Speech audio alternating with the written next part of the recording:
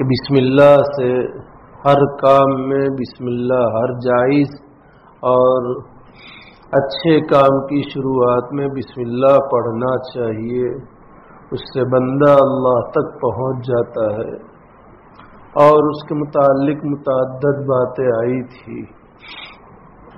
اسی بنیاد پر نبی اکرم صلی اللہ علیہ وسلم کی تعلیمات میں یہی بات ملتی ہے کہ کھانے کے شروع میں، پینے کے شروع میں، اسی طریقے سے دیگر چیزوں کے شروع میں، جیسے جانور ذبح کیا جائے تو اس کے شروع میں بھی بسم اللہ۔ متعدد مواقع ہیں، ابھی ہم روایتوں میں دیکھیں گے کہ آپ صلی اللہ علیہ وسلم نے کن کن جگہوں پر کیسے کیسے بہترین انداز سے اور کیا فائدوں کے ساتھ امت کو بسم اللہ پڑھ کر کے اللہ کے ساتھ جوڑنے کی کوشش کی ہے۔ ان چیزوں کے ہمارے علم میں آنے کے بعد اب وہ ہمارے زندگیوں میں عملی شکل میں بھی آ جانا چاہیے۔ ایک صحابی ہے عمرو بن سلمہ رضی اللہ تعالی عنہ، یہ عمرو بن ابو سلمہ رضی اللہ تعالی عنہ ابو سلمہ کے بیٹے ہیں۔ ام المومنین میں جو ام سلمہ رضی اللہ تعالی عنہا ہے، ان کے اگلے شوہر ابو سلمہ کے بیٹے ہیں۔ پھر ان کی وفات کے بعد نبی اکرم صلی اللہ علیہ وسلم سے نکاح ہوا، تو یہ عمرو بن ابو سلمہ نے آپ علیہ السلام کی گود میں تربیت پائی۔ وفات کے موقع پر، آپ علیہ السلام کی دنیا سے رخصت ہونے کے موقع پر ان کی عمر 9 سال کی تھی۔ لمبی عمر پائی ہے۔ سن ہجری 83 میں ان کی وفات ہوئی ہے۔ یہ عمرو بن سلمہ رضی اللہ تعالی عمرو بن ابو سلمہ رضی اللہ تعالیٰ عنہ آپ علیہ السلام ایک مرتبہ کھانا تناول فرما رہے تھے، یہ بھی ساتھ میں تھے۔ اب یقیناً جب وفات کے وقت 9 سال کی عمر ہے تو یہ اس سے پہلے کا ہی واقعہ ہے، چھوٹے بچے ہیں۔ تو چھوٹے بچوں کی عادت ہوتی ہے کھانا کھانے کے موقع پر جو ان کو پسند ہوتا ہے وہاں سے کھینچتے ہیں۔ اب تو بڑوں میں بھی عادت ہو گئی ہے، اللہ معاف فرمائے، کہ جہاں لیگ پیس دیکھا تو ادھر سے اپنے سامنے کھینچ لینے کا، چاہے دوسرے کے پاس آوے کہ نہ آوے اس کے پاس۔ خیر، کھانا تو ایک ضمنی چیز ہے، کھانے کا حریص انسان کو نہیں ہونا چاہیے۔ تو یہ عمرو بن ابو سلمہ بھی ادھر ادھر ہاتھ پلیٹ میں پیالے میں کھانا تھا، اس میں ادھر ادھر گھما رہے تھے اور چھوٹے بچے تھے، تو آپ نے ان کی تعلیم کے لیے فرمایا، یا عمرو سم اللہ وکل مما یلیک وکل بیمینک۔ بچوں کی تربیت بچپن ہی سے ہوا کرتی ہے، یہ بھی اس سے ثابت ہوا۔ ہم لوگ بچوں کو بچہ سمجھ کر کے یوں ہی چھوڑ دیتے ہیں، یہ صحیح ہمارا منہج نہیں ہے، ہماری صحیح سوچ نہیں ہے۔ تو بڑا ہو کر کے سدھر جائے گا، بڑا ہو کر کے پھر اللہ کی اگر توفیق ہوتی ہے تو، ورنہ تو پھر بہت مشکل معاملہ ہوتا ہے۔ بچپن ہی سے آپ کی تربیت کے انہرے انداز ہے۔ حضرت عبداللہ ابن عباس رضی اللہ تعالی عنہما آپ علیہ السلام کی وفات کے وقت ابھی بالغ نہیں ہوئے ہیں، تو گویا کہ وہ بھی چھوٹی عمر کے ہیں۔ آپ علیہ السلام ایک مرتبہ آپ کی سواری کے پیچھے یہ بیٹھے ہوئے ہیں، تو آپ بڑے پیار سے حضرت عبداللہ ابن عباس کو جو سبق دے رہے ہیں، ہم سب کے لیے وہ باعث عبرت ہے۔ یا عبداللہ، یا غلام، اذا استعنت فاستعن باللہ وَإِذَا سَأَلْتَ فَاسْأَلِ اللَّهِ، کہ جب تمہیں کسی چیز کی مدد چاہیے تو اللہ ہی سے مدد لیا کرو، اور جب کسی چیز کا تمہیں سوال ہو تو اللہ ہی سے مانگا کرو. بچے کو یہ تعلیم دی جا رہی ہے. حضرت حسن رضی اللہ تعالی آپ کے نواسے، آپ کی گود میں پلے بڑھے، آپ کے چہیتے تھے، لیکن ایک موقع پر آپ منبر پر تشریف فرمائے، خطبہ دے رہے صحابہ کے سامنے. مسجد نبوی میں صدقے کی کھجوریں تھی. حضرت حسن رضی اللہ تعالی عنہ کی پیدائش سن ہجری 3 میں ہوئی ہے. تو آپ علیہ الصلوۃ والسلام کے دنیا سے پردہ فرمانے کے موقع پر ان کی عمر 8 سال قریب. یہ تو عمرو بن ابو سلمہ سے بھی چھوٹے ہوئے، وہ سن ہجری 2 میں پیدا ہوئے ہیں، یہ سن ہجری 3 میں پیدا ہوئے ہیں. تو انہوں نے کھجور کے جو صدقے کی کھجوریں تھی اس کو منہ میں ڈال دی. آپ نے ممبر پر سے دیکھا، آپ بہت تیزی سے ممبر پر سے اترے، حضرت حسن رضی اللہ تعالیٰ عنہ کو گود میں لیا اور منہ میں سے آپ کھجور نکال رہے. کخ کخ یا بنیہ، اے پیارے بیٹے نکالو اسے، یہ ہمارے لیے حلال نہیں ہے.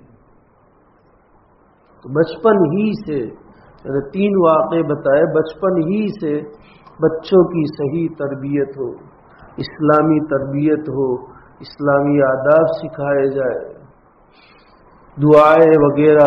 دیندار ماحول میں یہ بڑا سنہرا موقع ہوتا ہے.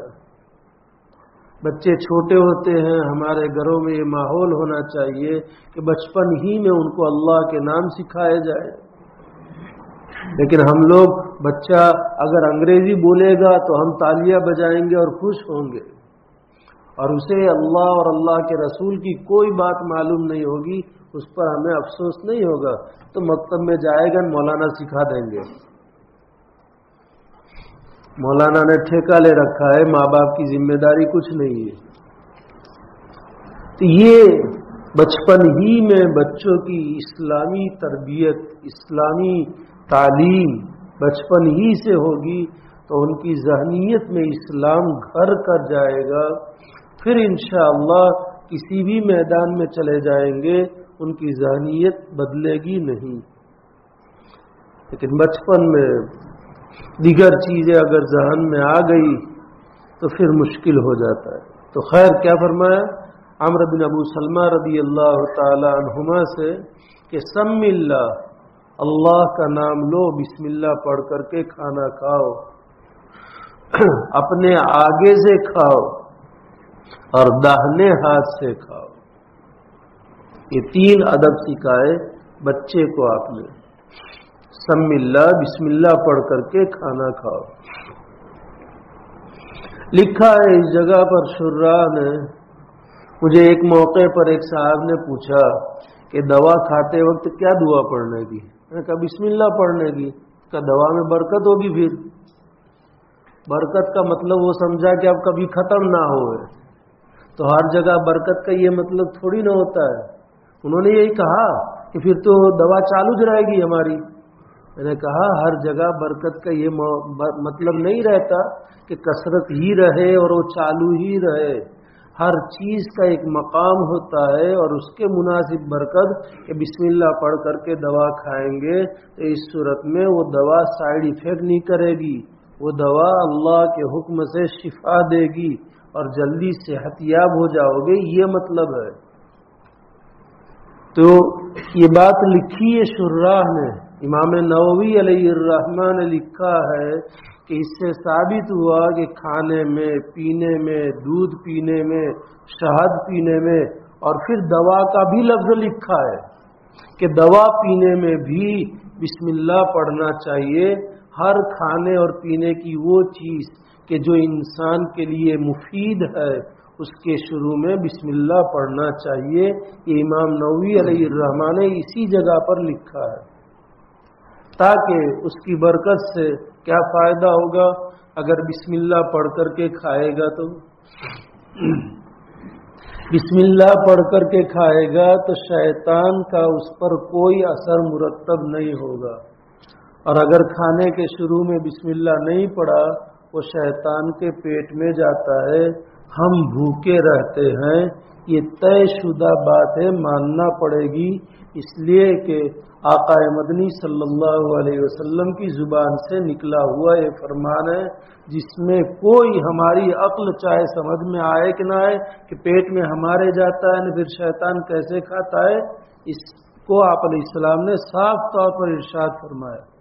ایک صحابی کھا رہے تھے اور بغیر بسم اللہ کے کھا رہے تھے، ایک لقمہ باقی رہا اور ان کو بسم اللہ یاد آ گئی، تو بیچ میں یاد آوے تو بسم اللہ اولہ آخرہ پڑھنا ہے، تو انہوں نے پڑھا تو آپ علیہ السلام ہنسنے لگے اور زور سے ہنسنے لگے۔ ضحیک کا لفظ ہے، اور ضحک اس ہنسنے کو کہا جاتا ہے کہ جس میں دانت بھی دکھائی دے، آواز سے آپ ہنسے۔ پوچھا کیا بات ہے اللہ کے رسول، آپ ہنسے ہیں؟ آپ کی عادت شریف عامتاً ایسا ہنسنے کی نہیں تھی۔ تو آپ علیہ السلام نے فرمایا کہ میں نے دیکھا کہ تم کھا رہے تھے تو شیطان کھا رہا تھا، لیکن جب تم نے بسم اللہ پڑھی تو شیطان نے سارا قے کر دیا، اس وجہ سے مجھے ہنسی آئی۔ تو گویا کہ اگر بسم اللہ پڑھے بغیر کھایا جاتا ہے وہ شیطان کے پیٹ میں جاتا ہے۔ شیطان ہمارا اتنا طاقتور اور مضبوط ہوتا ہے ہماری ہی خوراک سے کہ گویا کہ ہم سانپ کو دودھ پلا رہے ہیں۔ سانپ کو دودھ پلانے کا یہی مطلب ہے کہ وہی تازہ ہو، قوی ہو، مضبوط ہو، اور پھر وہ تھوڑی ایسا کتے کی طرح وفادار تھوڑی ہے کہ اپنے مالک کو پہچانتا ہے اور مالک کے سامنے اپنی دم ہلاتا ہے، اور مالک کے اوپر کوئی حملہ ہوتا ہے تو اس کا دفاع کرتا ہے، یہ تو مالک کو ہی کاٹے گا۔ تو یہ شیطان کو بھی ہم اپنے شیطان کو چاہے تو ضعیف اور اس کی کمر کو توڑ سکتے ہیں، اور چاہے تو ہم اپنے شیطان کو مضبوط بھی کر سکتے ہیں۔ کھاتے وقت، پیتے وقت، پہنتے وقت آپ علیہ السلام کے جو طریقے ہیں، اگر ان طریقوں کو اختیار کیے جائیں گے، اگر ہم نے کپڑا پہننے کی دعا پڑھ لی تو شیطان ننگا رہے گا، اگر ہم نے پیتے وقت بسم اللہ پڑھ لی ہمارا شیطان یہ پیاسا رہے گا، اگر ہم نے کھاتے وقت بسم اللہ پڑھ لی وہ بھوکا رہے گا۔ آگے کب تک بھوکا اور پیاسا اور ننگا رہے گا کہ اس کے اندر طاقت رہے گی؟ وہ کمزور ہوتا جائے گا، پھر انسان اس کے اوپر قابض ہو جائے گا اور اس کے داؤ پیچ نہیں چلیں گے۔ لیکن ہم نے ایسا نہیں کیا تو ہمارا ہی کھا پی کر کے اور ہمارا ہی پہن کر کے وہ تگڑا ہو کر کے وہ ہمیں ہی مارنے کی اور ہمیں ہی نیچا دکھانے کی، دنیا اور آخرت میں ذلت اور خسران کے ساتھ متصف کرنے کی وہ کوشش کرے گا۔ اس لیے ہمارے ہاتھ میں۔ تو غرض مجھے بتانا یہ ہے کہ شیطان کھانے میں شریک ہوتا ہے جبکہ بسم اللہ نہ پڑھی جائے۔